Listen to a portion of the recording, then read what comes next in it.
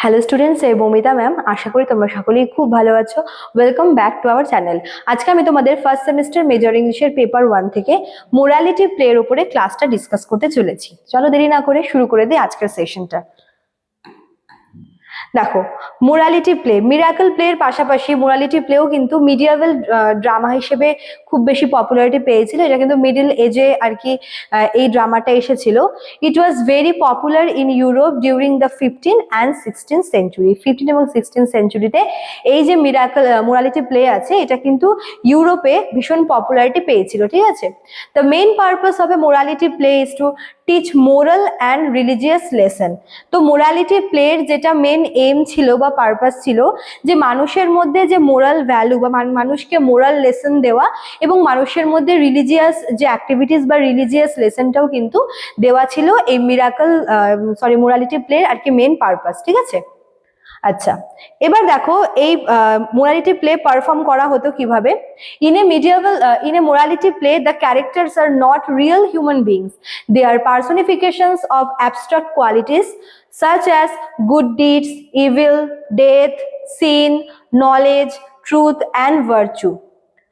এই যে morality play রয়েছে, এখানে কিন্তু বিভিন্ন ক্যারেক্টার গুলো কিন্তু হিউম্যান বিং হিসেবে তারা রোল প্লে করতো না। ঠিক আছে, এখানে মানুষের যে বিভিন্ন বৈশিষ্ট্যগুলো রয়েছে, কোয়ালিটিগুলো রয়েছে, মনে করো যে ভালো কাজ, তারপর হচ্ছে মৃত্যু, নলেজ, ভার্চু, ব্রেভ, এইসব বিভিন্ন যে গুণগুলো রয়েছে মানুষের মধ্যে, তারা কিন্তু সেই বৈশিষ্ট্যগুলো বা সেই কোয়ালিটিগুলোকে তারা পারফর্ম করতো। ঠিক আছে, the central character often represents every man, meaning all human beings.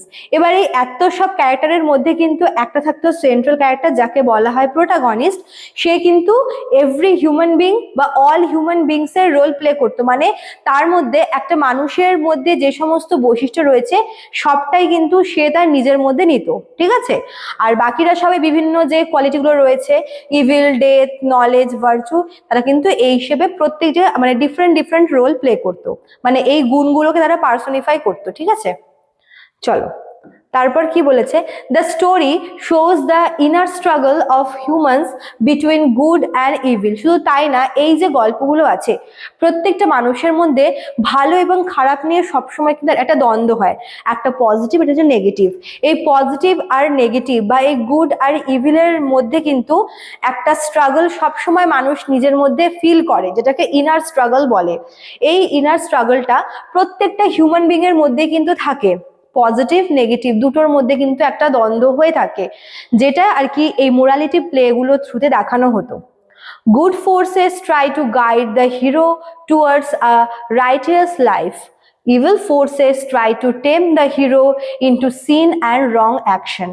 এই যে ভালো খারাপ এই দুটোর মধ্যে ভালো যে ফোর্সেস বা গুড ফোর্সেস যেগুলো আছে, সেগুলো কিন্তু হিরোকে সবসময় গাইড করতো যে অনেস্টি বজায় রাখার জন্য, লয়াল থাকার জন্য এবং পরিশ্রম করার জন্য।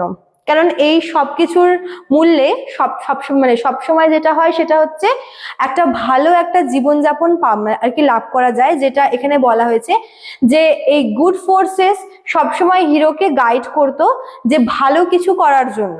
ঠিক আছে, অন্যদিকে যে ইভিল ফোর্স যে আছে, সে ইভিল সবসময় হিরোকে কি করতো, তার মধ্যে সেই লোভ বা লালসা জাগানোর চেষ্টা করত, যার ফলে যাতে সে মিসগাইড হয় এবং সে রং রুটে যায়, বা তার মধ্যে যেন এমন কোনো একটা বিষয় চলে আসে যার দ্বারা সে বিভিন্ন রকমের রং ডিসিশন নেয়, রং অ্যাকশন নেয়। তো এটাই ছিল হচ্ছে গুড ভার্সেস ইভিলের মধ্যে মেন আর কি পার্থক্যটা, যেটা এই মোরালিটি প্লেতে কিন্তু দেখানো হয়েছিল। ঠিক আছে, আচ্ছা এবার দেখো death. Death usually appears as an important character. It reminds people that life is temporary and uncertain.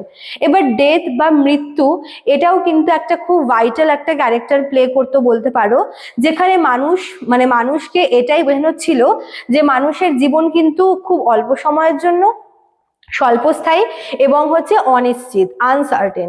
The play teach that wealth, beauty and power can not save a person after death. যেটা আমরা বলি যে এই যে টাকা পয়সা বলো, যে ওয়েলথ বলো, সৌন্দর্য, ক্ষমতা, এগুলো শুধুমাত্র মানুষ তার এই মানে কি বলবো, এই পৃথিবীতে বা হচ্ছে যতদিন সে জীবিত রয়েছে ততদিন তার কাছে থাকবে। বাকি যে মৃত্যু যে আছে, মৃত্যুর পরে কিন্তু এসব কিছুর কোনো ভ্যালু নেই, যেটা এই প্লেতে দেখানো হতো। Only good deeds and faith can help the soul. মানুষের যে আত্মার বিশুদ্ধিকরণের জন্য যেটা প্রয়োজন সেটা হচ্ছে ভালো কর্ম এবং ভক্তি, ভগবানের প্রতি ভক্তি। ঠিক আছে, এই সমস্ত রিলিজিয়াস আর কি বিষয়গুলো বলার চেষ্টা করা হতো মোরালিটি প্লেতে। আচ্ছা, তারপর দেখো কি বলেছে, morality plays are strongly influenced by Christianity. শুধুমাত্র যে হচ্ছে মোরাল লেসন দিত তাই না, এখানে কিন্তু আমরা ক্রিশ্চিয়ানিটিরও একটা বিষয় দেখতে পাই, যে ক্রিশ্চিয়ানিটি থেকেও কিন্তু ইনফ্লুয়েন্সড হয়েছিল, ভীষণ স্ট্রংলি ইনফ্লুয়েন্সড হয়েছিল morality play. They were meant to educate common people in simple language. আগেই বলেছিলাম যে ল্যাটিন ভাষার পরিবর্তে কিন্তু ইংরেজি মানে লোকাল ল্যাঙ্গুয়েজে কমন পিপলদেরকে এডুকেট করার চেষ্টা করা হয়েছিল, যাতে তারা অত কঠিন ল্যাটিন শব্দের পরিবর্তে, ল্যাটিন ভাষার পরিবর্তে তারা খুব সিম্পল, যেটা ডাউন টু আর্থ ইংলিশ রয়েছে, তারা সেই ল্যাঙ্গুয়েজে কিন্তু বিষয়গুলোকে বুঝতে চেষ্টা করতো। This place where performed in churches or public places. এই মানে এই ধরনের ড্রামাগুলো কিন্তু পাবলিক প্লেসেও পারফর্ম করা হতো, এবং রিলিজিয়াস যে ইভেন্ট আছে, যেরকম মনে করো চার্চেও কিন্তু এগুলো পারফর্ম করা হতো। ঠিক আছে, তারপর দেখো একদম শেষে আমরা দেখতে পাবো যে একটা এক্সাম্পল দেওয়া হয়েছে এখানে। A famous example of a morality play is Everyman. Thus, morality play encourage people to live moral and honest lives. তো মানুষকে মানে তার নিজের মধ্যে মোরালিটিটাকে আর কি মেনটেন করার জন্য বলো, বা মানুষকে তার মোরাল ভ্যালুগুলো বোঝানোর জন্য বলো, এছাড়াও মানুষকে কিভাবে অনেস্ট লাইফ লিড করতে হয় সেটার জন্য কিন্তু এনকারেজ করেছিল মোরালিটি প্লে। ঠিক আছে, চলো, তো এই ছিল তোমাদের আজকের ক্লাসটা।